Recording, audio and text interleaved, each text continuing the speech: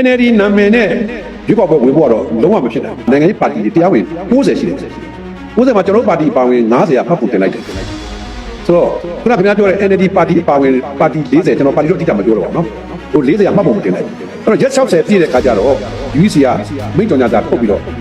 ့ဒီပါတီများဒီတမတ်ကာလာတွေမှတ်ဖို့တင်တဲ့အတွက်ကြောင့်အလိုတယောက်ပြည့်ပြည့်ဒီလို့ပြောလိုက်တဲ့အတွက်ကြောင့် NLD နာမည်နဲ့နိုင်ငံရေးပါတီတော့မရှိတော့ဘူးဒါပါလာကြကြောင်းနိုင်ငံတော်ကဘာလို့ပေးတာလဲဆိုတော့ပုံမှန်3ဆိုတာရှိတာ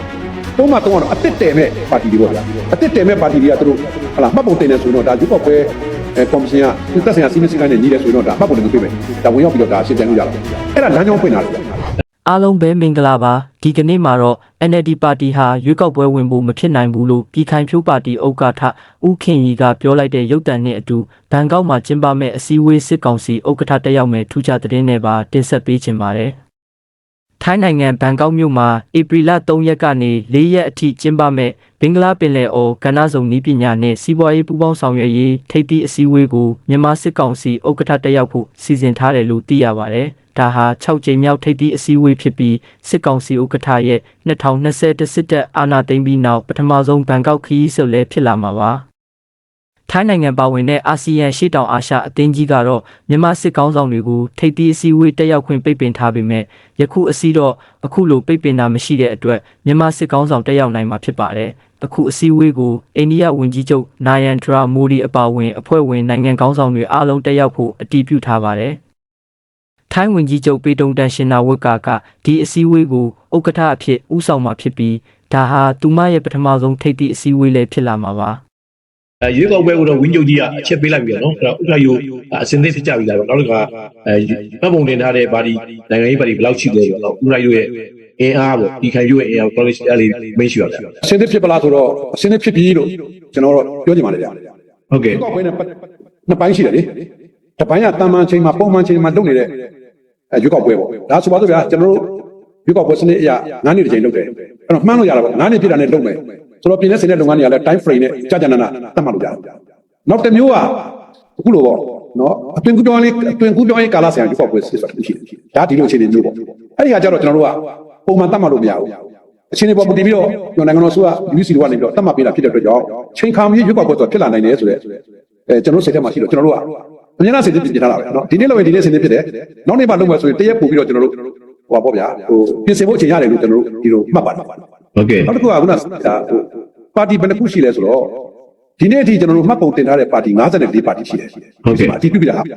့တော့တနိုင်ငံလုံးအတိုင်းအတာနဲ့ဝင်ပြိုင်မဲ့ပါတီက9ပါတီရှိတယ်အဲ့ဆိုတော့ကျန်တဲ့ဟို45ပါတီကတိုင်းနဲ့ပြည်နယ်အဆင့်တိုင်ပါပေါ့နော်ဟိုကျွန်တော်တို့ကတော့ဟိုသတ်မှတ်ချက်ကမူလ UC ရဲ့သတ်မှတ်ချက်ကသူကဘာလဲဆိုတော့ဟောပေါ့တနိုင်ငံလုံးတိုင်းတာနဲ့ပြင်မဲ့ပြိုင်မဲ့ပါတီတွေဆိုရင်အင်အားတစ်သိန်းအနည်းဆုံးရှိရမယ်ဟလာကျွန်တော်တို့ငွေကသိန်း1000ပေးရမယ်ညွတ်တဲ့330အနက်မှာတစ်ဝက်ကအနည်းဆုံးတစ်ဝက်ကလုံငါဖွင့်နေရမယ်ဒီလိုပါတော့အဲ့ဒီကကျွန်တော်တို့ကစပြီးတင်ထားတာပေါ့နောက်ပိုင်းတော့ UC ဘိုင်းကပြန်ပြီးဖြည့်လျှော့ပေးတယ်လေနော်ဟိုပါတီအခက်အခဲပြတ်မှာဆိုလို့ထင်ပါတယ်အဲ့တော့တနိုင်ငံလုံးတိုက်တာနဲ့တိုင်မယ်ဆိုရင်9000ရုံးကြတော့ तू က3ပုံတစ်ပုံပဲဆိုတော့130ပေါ့ဒီလိုတွေပြန်ပြပေးတာရှိတယ်ကျွန်တော်တို့ကတော့မူလအစီအစဉ်တွေကကျွန်တော်တို့ကစကြရကျွန်တော်ကတင်လိုက်တာပဲဗျကျွန်တော်ပါတီဝင်ရအဲ့တော့နာမည်နဲ့တင်ထားတာတသန်းနဲ့9090ရှိတယ်ကျွန်တော်မှတ်မိတော့ပြီဟုတ်ကဲ့အဲ့တော့နောက်တော့ဒီလောက်မလို့ဘူးဆိုတော့ကျွန်တော်ပြန်ပြစ်စစ်ချလိုက်တဲ့ခါကျတော့ခုနောက်ဆုံးကျွန်တော်တို့ UC မှာအတည်ပြုထားတယ်ကျွန်တော်တို့အင်အားက4,59,90ဒါအတည်ပြုထားပါတယ်နောက်ရုံးကလည်းခုနကသူကနောက်ဆုံးအခြေအနေကခု2025ဇန်နဝါရီ31မှာပြင်ဆင်ပြီးတော့ဟိုထုတ်တဲ့ညွှန်ကြားချက်အရမြို့နယ်130မှာရုံးကဖွင့်ရမယ်ဆိုတော့လည်းကျွန်တော်တို့အရင်က194ရုံးကတည်ပြုပြီးသားဖြစ်ပါတယ်ဟုတ်ကဲ့ဒါကျွန်တော်အင်အားပါပါတီဝင်အင်အားတော့ဟိုကျွန်တော်တို့မှာတန်တန်းကျော်ရှိပါတယ်စစ်ပတ်တိုက်စားမပါပေါ့ဒီဘက်ကလည်းနေတယ်ဟုတ်ကျေးဇူးပါအဲ့တော့ဘယ်တော့မှစီယုံနှုတ်ဆောင်မှုတွေစကြမယ်စီယုံနှုတ်ဆောင်မှုစဖို့ကတော့အဲ့ဒါကတော့ UEC ရဲ့ဟိုညွှန်ကြားချက်ပေါ်ပူတည်တာပေါ့ဗျာကျွန်တော်တို့အတွေ့အကြုံရအနည်းဆုံးရွေးကောက်ပွဲ3ခုပေါ့2010 2015 2020အဲ့ဒီရွေးကောက်ပွဲတွေမှာရွေးကောက်ပွဲနေ့မတိုင်မီရက်60ကစပြီးစီယုံနှုတ်ချခွင့်စီယုံဟောပြောခွင့်ပေးတယ်ပေါ့အခုတော့ရွေးကောက်ပွဲဒိတ်ကမထွက်သေးတော့ UEC ကလည်းဒါကိုညွှန်ကြားသေးဘူးလို့ကျွန်တော်ယူဆတာကျွန်တော်ပြန်လေ့လာကြည့်တော့2015ဆိုပါစို့ဗျာ2015ဇွန်လ6ရက်နေ့လားမသိဘူးအဲ့ဒီအမိန့်ကြော်ညာစာနဲ့မဲဆွယ်စီဝေးကိစ္စနဲ့ပတ်သက်ပြီး UC အမိန့်ကြော်အဲ့ဒီအမိန့်တွေကိုလေ့လာကြည့်တဲ့အခါမှာလဲဆိုပါစို့2015ခုနှစ်ဟလာဩဂုတ်လ10ရက်နေ့မနက်6နာရီကနေစပြီးတော့2015နိုဝင်ဘာ6ရက်နေ့ည7:00နာရီထိရက်60ပေါ့ အဲ့လိုမဲဆွယ်စည်းရုံးပေးတယ်လောက်တာကနိုဝင်ဘာလတော့နိုဝင်ဘာ10ရက်နေ့မှာလုပ်တယ်လေကိုနေတဲ့တရက်က9ရက်နေ့က silent day ပေါ့ ဟုတ်ကဲ့ ဒါကျွန်တော်အစင်လိုက်အခုတော့လည်းကျွန်တော်တို့မသိရသေးဘူးဒါ UEC ရဲ့အစီအမံသာဖြစ်ပါတယ်အဲ့ဒီလုပ်ပိုင်ခွင့်ကလည်း constitution နဲ့ဟိုအရာ UEC ကိုပေးထားတာဖြစ်ပါတယ် ဟုတ်ကဲ့ဆရာအဲ့တော့ဥက္ကဋ္ဌတပီလုံးတိုင်းနဲ့မဲဆွယ်ဖို့အဆင်ပြေနိုင်လားပေါ့နော်ဗညင်းညက်တဲ့ဒေသတွေရှိတော့ကန့်သတ်မှုတွေများရှိနိုင်လား ကန့်သတ်မှုရှိနိုင်တယ်ဗျရှိတယ်ရှိပါတယ်သို့တော်လည်းပဲဟိုမဲဆွယ်စည်းရုံးတာကခုနကရဲ့ကျွန်တော်အနည်းမျိုးစုံရှိတာပေါ့ကျွန်တော်စည်းရုံးမဲ့ပုံကိုယ်တွေကတွင်းဆင်းပြီးတော့လူနဲ့တွေ့တာရှိတယ်နောက်တစ်ခုကကျွန်တော်တို့door to door ပေါ့တိန်တစ်စင်းကြိတ်ပြီးစည်းရုံးတဲ့နည်းတွေရှိတယ်အဲ့နောက်တစ်ခုကကျွန်တော်တို့နေတွေမှာကျွန်တော် Viber ကွန်ရက်တွေဖွဲ့ပြီးတော့ online စနစ်စည်းရုံးတာရှိတယ်နောက်ကျွန်တော်ဌာနတွေကနေပြီးတော့လည်းကျွန်တော်တို့ဟိုသက်ဆိုင်ရာနေတွေကို online နဲ့ထိတွေ့စည်းရုံးတာရှိတယ်အဲ့တော့နည်းမျိုးစုံနဲ့စည်းရုံးလို့ရတယ်ကန့်သတ်ချက်ကတော့ရှိတယ်သို့တော်ဒီကန့်သတ်ချက်တွေကအပြည့်အဝတော့ကျွန်တော်ကတ်တမထားပါဘူးကတ်တက်ချက်ကိုပြောလို့မရဘူးကျွန်တော်ကြော်သွားလို့အထိုက်ရောက်ရတယ်လို့ပြောကြတယ်အဲ့တော့PR ကအဆင်ပြေနိုင်လားပေါ့နော်အနာရပါတီဥက္ကဋ္ဌကြီးတို့ပြည်နိုင်ကြီးရှိမရှိပေါ့အဲ့ဒါလေးပြောပြစေအဲ့တော့အဓိကပြိုင်ဘက်ကဘယ်ပါတီဖြစ်တယ်ပေါ့နော်သူကကိုးပါတီပဲရှိတယ်ဆိုတော့အဓိကပြိုင်ဘက်ကပြိုင်ဘက်အစ်စ်ဖြစ်ပါမလားပေါ့နော် PR ကတော့ကျွန်တော်တို့နိုင်ငံမှာအခုမှစသုံးမဲ့ရွေးကောက်ပွဲစနစ်ပေါ့နော်အရင်စသုံးခဲ့တာကတော့ FPTP ခေါ်တယ် First Past the Post နိုင်သူကိုယူစနစ်ပေါ့ဆိုတော့အခုကတော့ကျွန်တော် PR နဲ့သုံးမယ်လို့အစပိုင်းတော့ဒီလိုတွေပြောတော့ကျွန်တော်ထင်တယ်နိုင်ငံရေးပါတီတွေအားလုံးကတော့ PR နဲ့ပတ်သက်လို့ဒေလာပြီးသားပါတီတွင်းချပြဆွေးနွေးပြီးသားတွေဖြစ်နေမှာတင်ပါတယ်ကျွန်တော်ပါတီကတော့ဆောင်ရွက်ပြီးပါပြီသို့တော်လည်းလက်လန်းတပီလူနဲ့ထိတွေ့တဲ့အခါမှာတော့စနစ်ကကြာကြာနာနာကျွန်တော်မကြေညာသေးတော့ဒါလည်းရောပြီးတော့ကျွန်တော်အသိပညာပေးတော့ထိတွေ့သမျှလူလူကလည်း PR ဆိုတာအထိုက်လျောက်ရင်းနှီးတဲ့သဘောတော့ရှိနေပါတယ်အဲ့တော့ PR နဲ့ FPTP နိုင်ရှင်ကြည့်ရင်ကောင်းတာဆိုတာတွေအများကြီးရှိပါတယ်နော်ဆိုတော့ဟုတ်လား FPTP ကလူကိုအဓိကထားပေးတယ်ဒီဘက် PR ကတော့ proportionate ပေါ့ proportionate representative ပေါ့အဲ့ဒီကတော့ကျွန်တော်ပါတီကိုဟိုဒါဖြစ်တယ်ဟိုစဉ်းစားတယ်နောက် FPTP နဲ့ဆိုင် PR ဒီမဲဆန္ဒနယ်မြေကိုကျဲတယ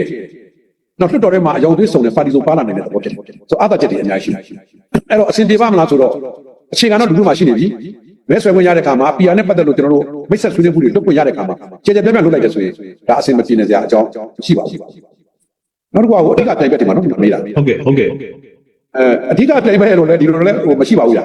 နိုင်ငံရေးပါတီတွေကလေဟိုဘူရသဘောတရားတွေအစ်စင်းတွေကြွားချင်းကြွားမှာပေါ့သို့တော်လည်းအန်တီမဂျီမန်ချက်ကတော့နိုင်ငံအတွက်လုပ်ကြတာအတူတူပဲဖြစ်ပါတယ်နော်ကျွန်တော်အဓိကပြိုင်ဘက်ကလို့ကျွန်တော်ဒီလိုသဘောမထားပါဘူးတစ်ဖက်ကကြည့်ရင်လည်းဟိုပြိုင်ပွဲတစ်ခုလုပ်ပြီးဆိုရင်တော့ကိုပါတီနိုင်ငံကိုကြိုးစားကြတာပေါ့နော်တစ်ဖက်ကကြည့်ရင်လည်းဒီကောက်ပွဲကာလမှာမှန်ကန်တဲ့တရားညွှန်ကြားတဲ့လမ်းကြောင်းတွေကအားလုံးကပြိုင်ဘက်သဘောမျိုးနဲ့ပြိုင်ရမယ်သဘောဖြစ်ပါတယ်ဟုတ်ကဲ့ဥက္ကဋ္ဌကြီးတို့ကနိုင်ရပါတီဖြစ်ခဲ့ပြီးတဲ့ခါကျတော့အခုရွေးကောက်ပွဲမှာကောနိုင်ရမယ်လို့ယုံကြည်ထားလားဗ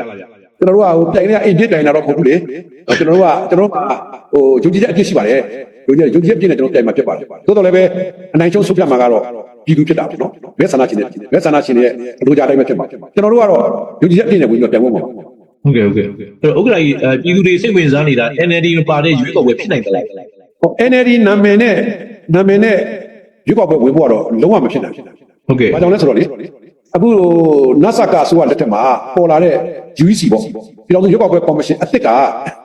ကျွန်တော်မှတ်မိတော့ရက်စွဲမှကြမှာပဲဗျ2023ဩဂတ်စ်လထဲမှာဟိုအမိန့်ကြော်ကြားတာအမှ9/2003ဆိုတာထုတ်တယ်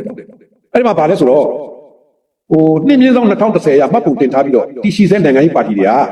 နိုင်ငံရေးပါတီဖြစ်ဆက်ပြီးတော့တည်ထောင်ခြင်းနဲ့ဆိုရင်ဆက်ပြီးလျှောက်လာတင်မှာဟိုရွေးကောက်ပွဲကော်မရှင်ရဲ့ဟိုပေါ့ဗျာနိုင်ငံရေးပါတီမှာမှတ်ပုံတင်ခြင်းဒီဥပဒေ25ရပါတင်မှာတင်ပြီးတော့ရက်60အတွင်းမှာမတင်ဘူးဆိုရင်တော့ဟိုဒါပါတီပြည့်အသိမှမပြုစတဲ့သဘောအဲ့ကြောက်ကြထုတ်တယ်အဲ့တော့ကျွန်တော်မှတ်မိတော့အဲ့ဒီမှာအဲ့ကာလကနိုင်ငံရေးပါတီတွေတရားဝင်60ရှိတယ်90မှာကျွန်တော်ပါတီပါဝင်90ရမှတ်ပုံတင်လိုက်တယ်ဆိုတော့ခုနကခင်ဗျားပြောတဲ့ NLD ပါတီပါဝင်ပါတီ40ကျွန်တော်ပါတီတော့တိကျမပြောတော့ပါဘူးနော်ဟို40ရမှတ်ပုံမတင်လိုက်တယ်အဲ့တော့ရက်60ပြည့်တဲ့ခါကျတော့ UEC ကမိန့်ကြော်ညာတာထုတ်ပြီးတော့ဒီပါတီများဒီတမတ်ကာလာတွေမှတ်ပုံတင်တဲ့အတွက်ကြောင့်အလိုတယောက်ပြည့်ပြည့်သည်လို့ပြောလိုက်တဲ့အတွက်ကြောင့် NLD နာမည်နဲ့နိုင်ငံရေးပါတီတော့မရှိတော့ဘူးဒါပါလာကြကြောင်းသို့တော်လည်းပဲဒီမှာ NLD ပါတီတွေအများကြီးရှိတယ်လေဒီလိုမှအများကြီးရှိကြတယ်တော်တော်လည်းဒီလိုပဲတိုင်နေမှာပေါ့အဲ့တော့နိုင်ငံတော်ကဘာလုပ်ပေးတာလဲဆိုတော့ပုံမှန်3ဆိုတာဖြစ်တယ်ပုံမှန်3ကတော့အသက်တယ်မဲ့ပါတီတွေပေါ့ဗျာအသက်တယ်မဲ့ပါတီတွေကသူတို့ဟလာမှတ်ပုံတင်နေဆိုရင်တော့ဒါရွေးကောက်ပွဲ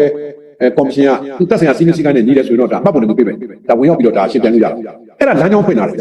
အဲ့ဒါကဟိုခုတည်းဒီကိုဖွင့်လာတာပေါ့နော်ဘယ်နဲ့ပြိတ်မယ်ကိုမပြောဘူးပေါ့အဲ့တော့ NLD ပါတီမဟုတ်ဘဲနဲ့ NLD ပါတီဝင်နေအခြားပါတီခုနဲ့ဝင်မယ်ဆိုရင်ရနိုင်တယ်လို့ကျွန်တော်ကဒီလိုသုံးသပ်ပါတယ် NLD ပါတီအနေနဲ့ကတော့ဟိုဥပဒေရပါလေဥပဒေရကျွန်တော်ကဟိုဖြစ်တာမဟုတ်ပါဘူးဟိုကန့်ကွက်တာမဟုတ်နော်ဥပဒေရဟိုက NLD ပါတီနာမည်နဲ့ပြိုင်လို့မရတဲ့သဘောတော့ဒီလိုတော့တွေ့ရတယ်ဗျာဟုတ်ကဲ့ NLD ပါတီဝင်တွေကတခြားနာမည်နဲ့ဝင်ပြိုင်မယ်ဆိုရင်ရတယ်ဗျာ ဟုတ်တယ်ကျွန်တော်ဥပဒေရပြောတာနော်ဥပမာ300ပါတီတစ်လျှောက်တယ်ဆိုရင်အဲ့ဒါကိုတို့စီစစ်မဲ့ဟိုဟာရှိတာပေါ့နော် criteria ရှိတာပေါ့အဲ့ဒါလည်းညီတယ်ဆိုပါတီမှတ်ပုံတင်ဝင်ပေးတာဒါ NLD ပါတီတွေပေါ့ဘယ်ပါတီမဆိုအသက်တင်လို့ရတယ် NLD ပါတီအနေနဲ့ကတော့ခုနကျွန်တော်ပြောသလိုတပတ်ရကာလလုံသွားတော့ဖက်တက်မှာပါသွားပြီဆိုတော့ရှိတယ်ဟုတ်ကဲ့အဲ့တော့ကျွန်တော်တို့ကလွတ်လပ်စွာသတင်းယူခွင့်ရနိုင်တာပြပြီးတော့နိုင်ငံတကာရောစောင့်ကြည့်ခွင့်လေးလာခွင့်ရနိုင်တာဦးညခိုင်ခင်ဗျားမေးတဲ့မိကုန်းနှစ်ခုလုံးကတော့ကျွန်တော်အာလာမေဖုန်းတော့ပြောရတာခက်တယ်ဒါ UEC ရဲ့လုပ်ပိုင်မှုပါသို့တော့ကျွန်တော်ပြောနိုင်တာကသတင်းတွေသတင်းလွတ်လပ်ခွင့်ရှိပေးနိုင်မလားဆိုတော့ခဏနိုင်ငံတော်အစိုးရရော UEC ရောကလွတ်လပ်ပြီးတရားမျှတဲ့ရွေးကောက်ပွဲဖြစ်အောင်လုပ်ပေးမယ်ဆိုတော့ Greek ကို political commitment ကအပြည့်ရှိရောဒါမပေးနိုင်ကြအကြောင်းမရှိဘူးလို့ကျွန်တော်ဒီလိုခိုင်မာကျွန်တော်ယုံကြည်ပါတယ်ဗျာနော်ဟိုအမိန့်ချတော့ကျွန်တော်ဘူးပေါ့ဗျာဒါတစ်ချက်ဟုတ်ကဲ့နိုင်ငံတကာလေးလာစောင့်ကြည့်ရအဖွဲ့ကကျွန်တော်တို့ UEC ကနေကျွန်တော်နိုင်ငံရေးပါတီ53ပါတီပွားတော့54ပါတီနဲ့တွေ့တာရှိတယ်ဗျာဒါလုံးဝနဲ့2လခွဲ3လလောက်တွေ့တယ်အဲ့ဒီမှာလည်းတရားဝင်နိုင်ငံလေးလာဒီတစ်ပတ်ရွေးကောက်ပွဲမှာတော့နိုင်ငံလေးလာစောင့်ကြည့်ရအဖွဲ့တွေဖိကြားမှုရှိတယ်လို့ပြောတယ်ဗျာနောက်အကြီးအကဲများခီးစီတွေမှာလည်းဒီလိုလေးကျွန်တော်တိုးတက်တန်ကြားတယ်ပြီးတော့နိုင်ငံတော်ရော UEC ရောဒီတစ်ခါတော့မဲ့စီဝေးစီ free and fair transparent လွတ်လပ်တရားမျှတပွင့်လင်းမြင်သာတဲ့ရွေးကောက်ပွဲဖြစ်မယ်ဆိုတဲ့ဟာကိုခိုင်မာပြီးပြရတယ်ဖြစ်တဲ့အတွက်ကြောင့်ကိုယ့်ရဲ့ရွေးကောက်ပွဲရလဒ်တွေလှုပ်ဆောင်နည်းတွေကတကယ်ကိုဥပဒေနဲ့ဒီဖြစ်တယ်ဆိုတဲ့ဟာကိုတက်တည်ပြနိုင်မှာကဒီနိုင်ငံတကာလေးလာစောင့်ကြည့်အဖွဲ့ကပါမတ်ကိုသိမယ်လို့ကျွန်တော်ကတော့ဒီလိုမြင်တာပေါ့နော်လို့မြင်အဲ့တော့ကျွန်တော်တို့ဒီ UEC ရဲ့ဒီဟိုပေါ့ဒီအမိန့်ညွှန်ကြားချက်တွေမှာလည်း2025ခုနှစ်ဇွန်လ16ရက်နေ့ဖြစ်တယ်အဲ့တော့ရှိခဲ့တဲ့အပဥတေအေးတို့နော်ဥတေအေးတို့ယူဆုပ်ကလက်ထက်ကရွေးကောက်ပွဲတွေမှာစောင့်ကြည့်လေ့လာရေးဖွဲ့ဆိုတာဖွဲ့ပေးတယ်ဖွဲ့ပေးခဲ့တယ်ဒါပေမဲ့အဲ့ဒီ2015နဲ့2020ဂျားမှာဟိုပါပေါ့လေတာဝန်ယူခဲ့တဲ့အစိုးရ2020ရွေးကောက်ပွဲဥစုဆောင်လုပ်ခဲ့တဲ့အစိုးရရဲ့ UEC ပေါ့ဗျာဆိုရတယ်ဆိုင်ပေါ့နော် UEC လက်ထက်မှာကျတော့အဲ့ဒီစောင့်ကြည့်လေ့လာရေးမှာပါတဲ့အချက်73ချက်တည်းက၄ချက်ကိုဖြုတ်လိုက်တယ်စောင့်ကြည့်ကိုမလုပ်ရဘူးလေ့လာရေးပဲလုပ်ရမှာနော်အဲ့ဖြုတ်လိုက်တဲ့၄ချက်ကကျွန်တော်မှတ်မိတော့ပါလဲဆိုတော့ဒီရွေးကောက်ပွဲဥပဒေနည်းဥပဒေအမိန့်ညွှန်ကြားချက်တွေကိုမလေ့လာဘူးမစောင့်ကြည့်အောင်ဒီလိုပါတယ်နောက်တစ်ခုကမဲစင်းနဲ့ပတ်သက်ပြီးတော့မကြည့်အောင်ဟိုပါတယ်နောက်တစ်ခုကရွေးကောက်ပွဲရလဒ်နဲ့ပတ်သက်ပြီးတော့လေ့လာစီစစ်ဟာလားရှင်းမလုပ်အောင်လို့ပါတယ်နောက်ချက်တော့ထားလိုက်ပါအဲ့လိုချက်တွေပါလာအဲ့တော့စောင့်ကြည့်ခြင်းမလုပ်အောင်လေ့လာရေးတက်ပဲလုပ်လို့ပြောတာဒါဟုတ်လို့လေဟို2020ရွေးကောက်ပွဲမှာမေးပြတဲ့လူ29.5တန်းကျော်တယ်17တန်း17.3တန်းကမဲစင်းမှားကြီးလို့ဒီလိုခြေတွေရောက်လာဟိုဒါတွေကိုအတွေ့အကြုံကြီးပြီးတော့ခဏလုံးမဲ့ UEC ကတော့နိုင်ငံလေးလာစောင့်ကြည့်ရဖွဲ့တွေဖွဲ့မယ်လို့ခေါ်မယ်လို့လည်းပြောထားတယ်ဆိုတော့ဒါကဖြစ်မဲ့သဘောဖြစ်ပါတယ်ဒါဆိုပြတော့ကျွန်တော်တို့ပို့ပါအဲ့တော့ဒါတွေကကမ္ဘာနိုင်ငံတွေမှာလုပ်တယ်ဟိုနောက်ဆုံးလုပ်သွားတဲ့ဒီကမ္ဘောဒီးယားရွေးကောက်ပွဲမှာလည်းလုပ်တော့ကျွန်တော်ဥပမာတစ်ခုဟိုနမူနာတစ်ခုပြရင်ကမ္ဘာမှာနိုင်ငံရေးပါတီတွေရွေးကောက်ပွဲလုပ်တဲ့အခါကျတော့သူတို့ဒီစောင့်ကြည့်လေ့လာရေး monitoring team ကိုခေါ်တဲ့ mechanism တွေရှိတယ်အဲ့အခုဒီဘက်ချမ်းမှာဆို ICAP ခေါ်တာပေါ့ ICAP International Conference for Asian Political Party အာရှဒေသနိုင်ငံရေးပါတီတိုင်းအတိုင်းပေါ့အဲ့ဒါရှိတယ်အဲ့ဒါကကျွန်တော်တို့ပါတီအဲ့ဒီမှာအဖွဲ့ဝင်ဖြစ်တယ်နောက်တစ်ခုဒီဟိုထားပါဗျအဲ့လိုရှိတယ်ပေါ့အဲ့ဒီဖွဲ့စည်းက52နိုင်ငံမှာနိုင်ငံရေးပါတီပေါင်း360ကျော်အဲ့တော့ကမ္ဘောဒီးယားတို့ဘာလို့လွတ်သွားတာလို့ဘာလို့ညောဆိုအဲ့ဒီအဖွဲ့တွေကိုက observer ခေါ်တယ်ဒီတော့မှရှိတဲ့ NGO ICAP အဖွဲ့ကတချို့နောက်ဒီကိုပြည်တွင်းမှာရှိတဲ့တန်ယုံတွေစသဖြင့်ပေါ့ဗျာဒါတွေခေါ်ပြီးတော့ဒီပြည်တပ်ကရှိမှာတပ်ပါတီကိုထားပြီးတော့ထွက်လာတဲ့ရလဒ်ဒီဒါလားဟို free and fair election ဖြစ်တယ်ဆိုတာပြပါဒီလိုဖွဲ့စည်းမျိုးကကမ္ဘာမှာလည်းရှိတယ်ဥရောပမှာလည်းရှိတယ်နော် SI ဆိုပါတော့လား socialist လာဒီဟိုပေါ့ဗျာ initiative ပေါ့ဒီလိုဖွဲ့စည်းဆို socialist နိုင်ငံတွေရဲ့ပါတီတွေစုတာလားအာဖရိကနိုင်ငံတွေပါတီတွေစုတာလားကျွန်တော်တို့အာရှဒေသမှာလည်းခုန ICAP ဆိုဖွဲ့မျိုးရှိတယ်ဒီလိုဖွဲ့မျိုးတွေသုံးနေပြီဆိုတော့ဒါကျွန်တော်သုံးသပ်ချက်ပါနော်သုံးနေပြီဆိုရင်တော့တခြားလည်းရှားကြမလို့ပေါ့နိုင်ငံရေးပါတီတွေဆိုတော့နိုင်ငံရေးကြောင်းလည်းကောင်းနားလဲပေါ့ဒါမျိုးတွေကသုံးမလားမသိဘူးပေါ့လေဒါကျွန်တော်သုံးသပ်လာအဲ့တော့ဒါကိုသုံးမယ်လို့တော့ UEC ရောစီဝေးတွေမှာကျွန်တော်ချပြဆွေးနွေးရရှိပါတယ်ပြည်ခိုင်ဖြိုးပါတီရဲ့မဲဆွယ်မှုတွေမှာကျွန်တော်တို့မြန်မာနိုင်ငံသတင်းစာဆရာအသင်းတွေနဲ့လိုက်ပြီးတော့သတင်းယူခွင့်ဝယ်ကြနိုင်လားဗျဥပမာခိုင်ဟိုအခုချိန်မဲဆွယ်ဆွေးနွေးကာလမဟုတ်သေးဘူးလေဟုတ်ကဲ့ကျွန်တော်တို့ကအခုချိန်မှာဆင်းပြီးတော့ကျွန်တော်တို့ဟိုပါပေါ့ဗျာလူနဲ့ထိတွေ့နေတဲ့သဘောပဲဖြစ်တာပေါ့မဲဆွယ်ဆွေးနွေးကာလဆိုကျွန်တော်တို့ဖိတ်ဟုတ်ကဲ့ဟုတ်ကဲ့အခုလည်းကျွန်တော်တို့လောက်တာခိုင်တာကြည့်နေဆိုလိုက်တွေ့ရလိုက်ပြကျွန်တော်ဆင်းနေမှာကျွန်တော်တို့က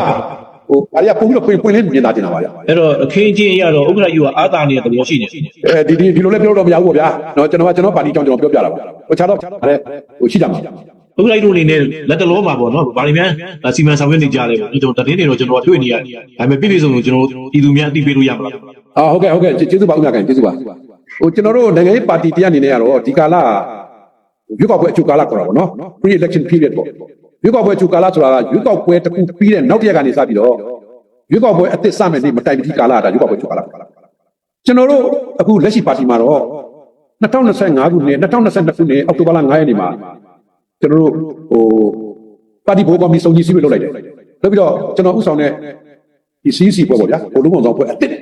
်တာဝန်ယူတာပေါ့စပြီးတောင်းဒါဒီဖွဲ့ရတာဒီပါတီကိုဥစည်းဥဆောင်ပြီးမှဖွဲ့လို့ပြောကြတာပေါ့အဲကျွန်တော်တို့ကာလမှာကျွန်တော်တို့ကဘာလုပ်လဲဆိုတော့အရင်ဖြစ်ခဲ့တဲ့2010 2015 2010ပါတီရဲ့ road map ကိုကျွန်တော်ချတယ်။ညာပြည့်ပြည့်စုံပြောပါဆိုလို့ပါနော်။ road map အဲဒီ road map မှာကျွန်တော်ပါတီရဲ့ရည်ရှိကြီးမှတ်ချက်တွေပါတယ်။တက်လို့ရွေးကောက်ပွဲ online ဆိုကြီးမှတ်ချက်တွေပါတယ်။အဲ့ဒီအပေါ်မူတည်ပြီးတော့ကျွန်တော်တို့ကာလမှာရွေးကောက်ပွဲမတိုင်ခင်ကာလတိ area 8ခုကိုကျွန်တော် focus လုပ်မယ်လို့ကျွန်တော်ကြည့်ရတယ်။အဲ့ဒါကဘာလဲဆိုတော့အင်အားစုအများပြားရှိတဲ့ဒေသမားလူသမားလူငယ်အမျိုးသမီးပညာရေးစီယုံရေးနိုင်ငံတကာဆက်ဆံရေးပါ။အဲ့ဒီ area 8ခုကိုကျွန်တော်ဦးစားပေးပြီးတော့ focus လုပ်လိုက်နောက်ပြီးတော့ဒီဘက်ကတစ်ဖက်ကလည်းခုနပြောသလိုအသွင်ကူးပြောင်းရေးကာလရွေးကောက်ပွဲဖြစ်တဲ့ကြောင့်ရက်ကကျွန်တော်တိတ်မှန်းလို့မရတော့ရက်60စီမံချက်ကျွန်တော်ချလို့ရက်60ဆိုတော့ပါပေါ့ဗျာ3လပေါ့နော်3လပေါ့နော်3လချတယ်စတော့ကျွန်တော်တို့2022နိုဝင်ဘာ1ရက်နေ့စတာပဲစပြီးတော့အခုဆိုရင်ကျွန်တော်တို့2024မေလောက်ပြီးတော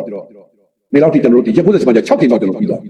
အဲ့ဒါတော့ဘာလဲဆိုကျွန်တော်စောစောပြောအရင်ဖြစ်ခဲ့တဲ့အဖြစ်တွေမှမူတည်ပြီးတော့ဘယ်ဟာဒီအားနေတယ်ဘယ်ဟာဒီကျွန်တော်ပြင်ဖို့ကောင်းတယ်ဒါကျွန်တော်တေချာအခြေလဲဆွေးနွေးပြီးတော့ချခဲ့တာအဲ့တော့ဒီမှာဘာဒီကျွန်တော်လုပ်လဲဆိုတော့နံပါတ်1တူချုပ်ပေါ့နော်အတွေ့အကြုံနဲ့ဆက်ဆံရေးကျွန်တော်ပြည်သူတွေဆက်ဆံကဘာတွေမှားနေလ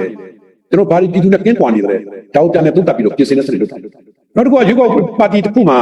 အထက်ကလူမှုနဲ့ထိတွေ့ရတဲ့ဖွဲ့စည်းရအောက်ဆုံးစေရက်ကြီးပေါ့ရက်ကြီးကဏ္ဍဖြစ်တည်ရေးနောက်ဒီလောဘကဲမဲ့မစ်စင်များနဲ့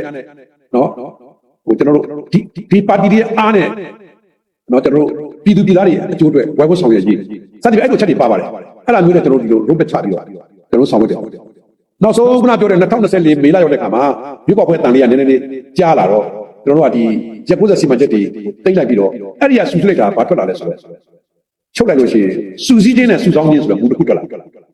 ာစူစည်းခြင်းဆိုတာကြာကျွန်တော်ပါတီကခက်ထိတာပဲအသေးပေါ်လာတာလေ1993စက်တင်ဘာလတည်းကလာခဲ့တာအဲ့ဒီကလူတွေကတန်းကန်းချီလို့တော့ထိချင်ပေးခဲ့တယ်အဲ့လူတွေအချို့ကြတော့လေအကြောင်းမျိုးကြောင့်ပါတီနဲ့ကင်းကွာလာတယ်အဲ့ဒါကိုကျွန်တော်ဆင်းပြီးထိတွေ့ကျွန်တော်ကိုယ်တိုင်ပဲတိုင်းနဲ့ပြည်နယ်အားလုံး except ဟာကိုကျွန်တော်တို့တရားနဲ့ချင်းရလို့ကျွန်တော်အခုရောက်ပါတယ်ခရိုင်နဲ့ကျွန်တော်ရောက်ပါတယ်တွားပြီးကျွန်တော်တွေ့တယ်ပြန်ပြီးဆက်တွေ့တာပေါ့နော်အဲ့ဒီစူစီချင်းပိုင်းကကျွန်တော်ကဆောင်ရွက်ခဲ့တယ်ဒီဘုံကျွန်တော်သိချီပြီးကျွန်တော်ကိုယ်တိုင်တွေ့ခဲ့ပြီးတော့အောက်မှာရှိတဲ့ခရိုင်မှုတွေခရိုင်ဥထားလို့ပြီးတော့ကျွန်တော်တို့ပုံများမှာတစ်ဖက်ကလည်းစူစီပြီးတော့စူဆောင်းချင်းလုပ်တယ်ပါတီဝင်တက်တယ်မျိုးဆက်တက်တယ်ကျွန်တော်တို့တွန်းနေအောင်အဲ့တော့မဲဆွဲစီးဝင်တဲ့ကာလမို့တော့လူငယ်တို့နဲ့ကျွန်တော်ဆင်းတွေ့တယ်လူငယ်တွေ့ဆိုပွဲတွေလုပ်တယ်ညကြားမှာရောင်းမှာဆိုကျွန်တော်လူငယ်3000နဲ့တွေ့တာရှိတယ်ဟုတ်ကဲ့900နဲ့တွေ့တာရှိတယ်အဲ့လိုတော့တွေ့တယ်စိတ်ကတော့လူငယ်တွေတွေ့တယ်ဒါစူဆောင်းခြင်းပေါ့ကျွန်တော်မှတ်ပြီးတော့ကျွန်တော်တို့ဒီလာအခုထိပေါ့ဗျာအခုမနေ့တနေ့အထိပေါ့ကျွန်တော်တို့ဒီသစ်စောမှုက2900လောက်ဖြစ်နေဒါအစ်စ်ပေါ့အတိအကျထပ်ပြီးတော့ကျွန်တော်တို့ပညာရပန်းဆိုင်အတွက်ကြည့်လို့လည်းကျွန်တော်တို့ခန္ဓာတွေပဲပြီးတော့စုရတယ်ဒါကစူးစီးခြင်းနဲ့စုဆောင်းခြင်းလုပ်ငန်းတွေကိုလုပ်ဒါကကျွန်တော်တို့ရဲ့ road map နောက်တစ်ခုကကျွန်တော်တို့ပါတီတွင်းပါတီပြပလှုပ်ရှားမှုတွေရှိတယ်ပါတီတွင်းမှာဆိုရင်ဟလာကျွန်တော်ဘုရုတွေတိုင်းဒီမှာ CEC ဥဆောင်ပွဲ45ရောက်ရှိတယ်ဒီဖွဲ့ကကျွန်တော်နိုင်ငံတော်မှာကျွန်တော်ဆွေးနွေးတဲ့ကောင်းစဉ်တွေမတရားကဏ္ဍပြုတ်တွေ့ရေးလူသမားကဏ္ဍအလျက်စစ်ကဏ္ဍအတစ်တော်ကဏ္ဍအဒုဥကြည်ကဏ္ဍဒါတွေကိုကျွန်တော်ဆွေးနွေးတယ်အဲ့တော့သက်ဆိုင်ရာဝန်ကြီးဌာနရဲ့ဆက်လက်ကျွန်တော်အချက်လက်တွေကျွန်တော်တောင်းတယ်ပေါ့ဗျာဆွေးနွေးတယ်ဘယ်လိုကျွန်တော်တို့ပို့ပြီးတော့ကောင်းမွန်ဆောင်ရွက်ပေးနိုင်တယ်ဒါကျွန်တော်ဆွေးတာကျွန်တော်ဘုရုတွေတိုင်းလုပ်တာကျွန်တော်ထင်တယ်49ချိန်ဘုရုကကျွန်တော်စေးကြည့်လိုက်တယ်49ချိန်ကျွန်တော်ရှိအဲ့တော့ဒီမှာ CEC တွေပါတယ်နောက်CC တွေပါတယ်ဒါလုပ်တယ်အဲ့ပုံကကျွန်တော်ဝိုင်းဆွေးနေတယ်ကျွန်တော်တို့ပြီးတော့ football court ပေါ့အဲ့ဒီတွေးကြတယ်ကျွန်တော်ဆွဲထုတ်တယ်ဒါဒီပါလာနောက်ချက်ကနှစ်ပတ်ကိုတစ်ချိန်ကြာပြီးနေတိုင်းကျွန်တော်က book review ဆက်လုပ်တယ်ကျွန်တော်ရှင်မှာစာကြည့်လိုက်ရှိရကြခုနကစာအုပ်ပေါင်း3,300ကျော်1000အများကြီးပါကလန်ဖတ်လို့ရတယ်စာကြည့်လိုက်ကြီးရှိတယ်အဲ့ဒီစာအုပ်တွေကိုရွေးပြီးတော့ဒီမှာရှိတဲ့ပါတီဝင်တွေကအဲ့ဒါကြတော့ကျွန်တော်တို့ဌာနမှုစင်ပါလာပေါ့နော်အဲ့ဒီဖွဲ့တွေကနှစ်ပတ်ကိုတစ်ချိန်ခေါင်းစဉ်တစ်ခုတင်ပြပြီးတော့ book review လုပ်ရတယ်သူဖတ်တဲ့စာအုပ်ကနေ summarize လုပ်ပြီးတင်ပြတယ်ဒါတော့ biography တွေရောcurrent affair တွေရောပုံပေါ့မနေ့ပြီးခဲ့တဲ့အပတ်ကလေးပဲဘာလို့တော့လဲဆိုတော့Russian Federation သမ္မတဟလာ Mr. Vladimir Putin ရဲ့တမ်လီထူသားဆိုတော့ဆွေးနွေးသွားတယ်နောက်ဒီဘက်ကထိုင်းနိုင်ငံဖြစ်ပေါ်တိုးတက်ဆွေးနွေးအဲ့ဒီကကျွန်တော်တို့ဆရာကလေးတွေ brainstorming ပြော knowledge sharing ပြောဒါနှစ်ပတ်ကိုချိန်ကျွန်တော်တို့လုပ်အဲ့ဒါလည်းတော်တော်များပါတော်တော်များတယ်နောက်တစ်ခုကဒီမှာလူငယ်ရကွန်ပျူတာအမျိုးသမီးရကွန်ပျူတာရှိတယ်လေအဲ့ဒီကွန်ပျူတာမှာရှိတဲ့လူငယ်တွေကျွန်တော်စုပြီးတော့တောက်ကြနေတိုင်းမျက်မှောက်ကြီးကခဏဆွေးနွေးပြောတယ်ဘယ်လိုချက် CC တောက်ရှိပြီးတော့နိုင်ငံကြီးကခဏ CC တောက်ရှိပြီးတော့လုပ်နေတယ်ဒါလည်းကျွန်တော်အချိန်တော်တော်များ